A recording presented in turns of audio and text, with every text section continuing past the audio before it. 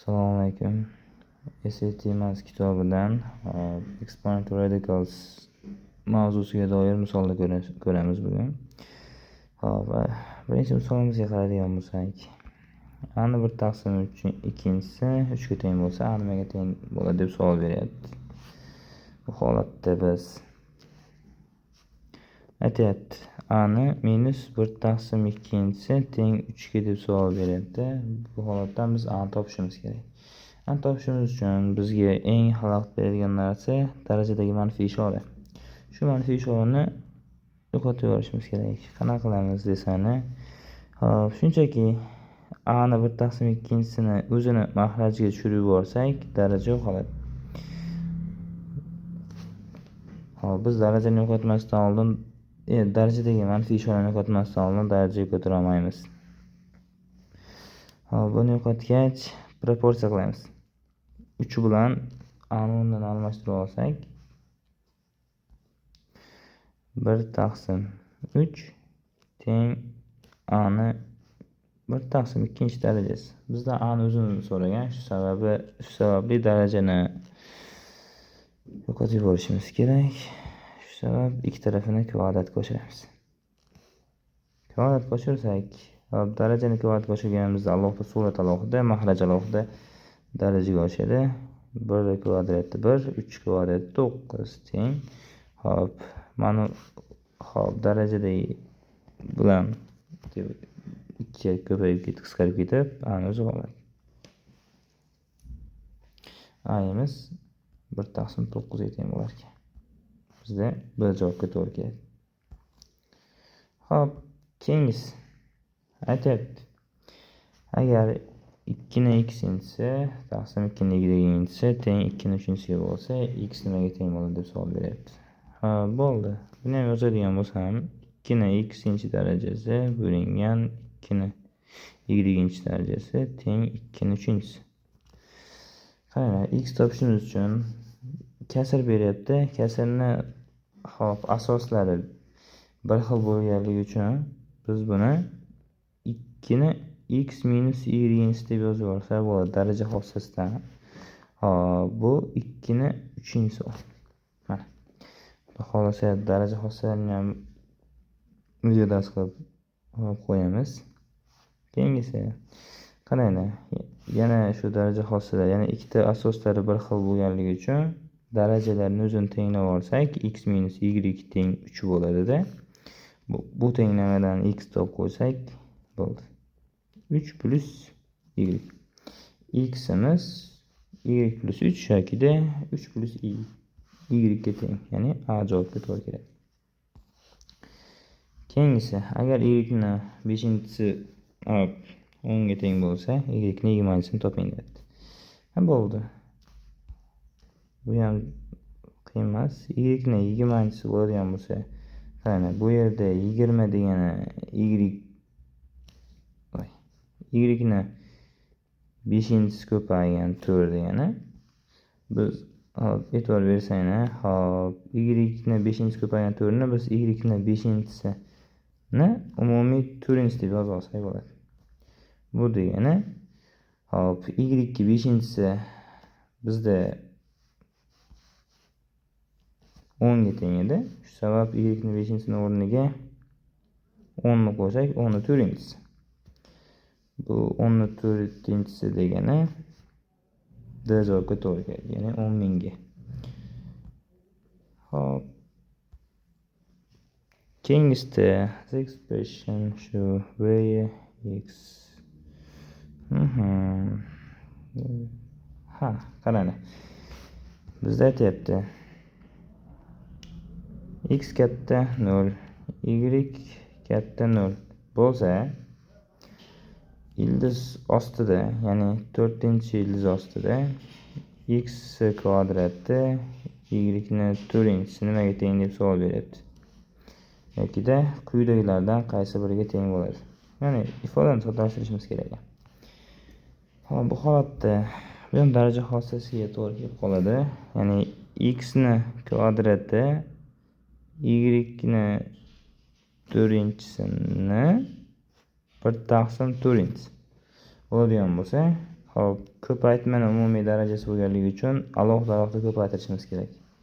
U degani x ikkinchisi ko'paygan 1/4, y ga 4-inchisi ko'paygan 1/4 bo'ladi.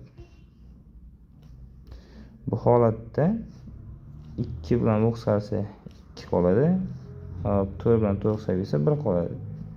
Ya'ni x ni 1/2 ko'paygan y, bu degani y ko'paygan x. Xo'p, u B javobga to'g'ri kelib qolar ekan. Xo'p, keyingisi. Bu keyingisi ikkinchisiga o'xshab ketadi. Faqat aytyapti. Ildiz ostida 3x kubi taqsim 4-ildiz ostida x teng x eshinchi darajasi bo'lsa,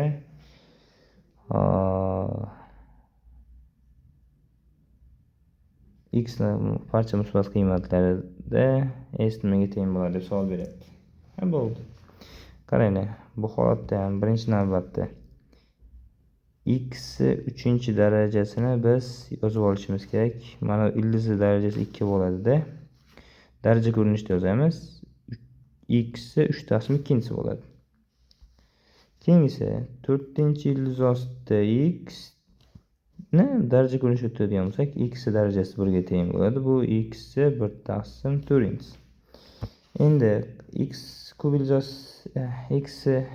ostida x kub o'rniga qo'yib oladigan bo'lsak, oddiy qilib aytganda, sal tilman ketishma bo'ladi.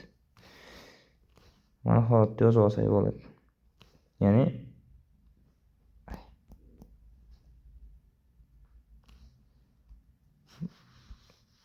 buni o'rniga qo'yib oldim.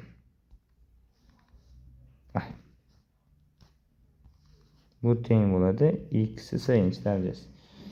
Asoslari bir xil bo'lgani uchun darajalarni ayirib oladigan bo'lsak, x ni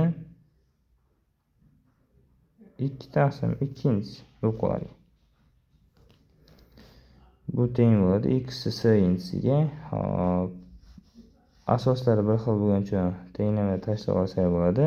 S-imiz 1 ga, ya'ni 2/2 degani 1 degani-ku. S-imiz 1 ga teng bo'ladi.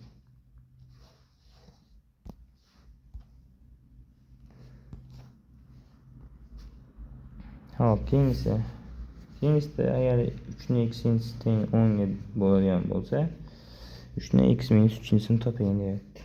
Hop, qaranglar. Bizdan so'ragan narsasi 3 ning x minus 3-si bo'ladigan bo'lsa, bu daraja hosilida mana bu yerda minus bo'lganligi uchun mana bu yerda bo'linma bo'ladi. 3 ning 3-si.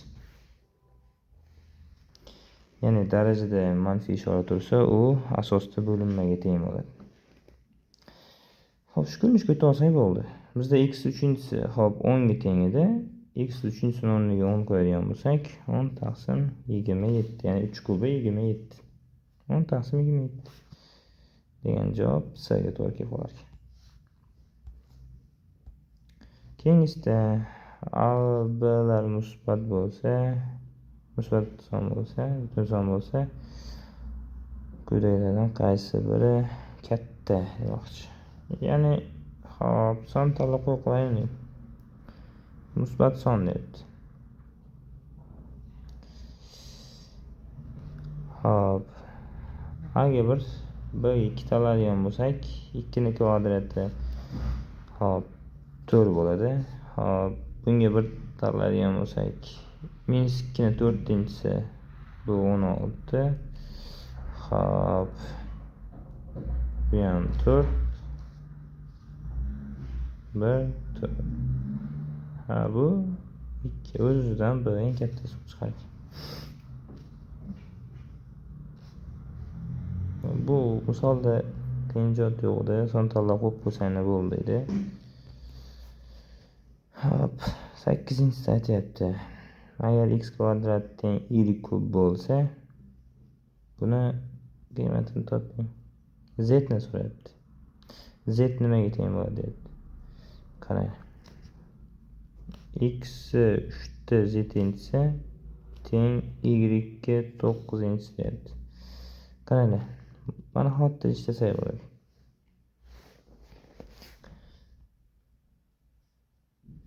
Xo'p, bunda deylik, 300 z inchisi teng 9 degani y ga 3 ko'paygan 3-inchisi degani.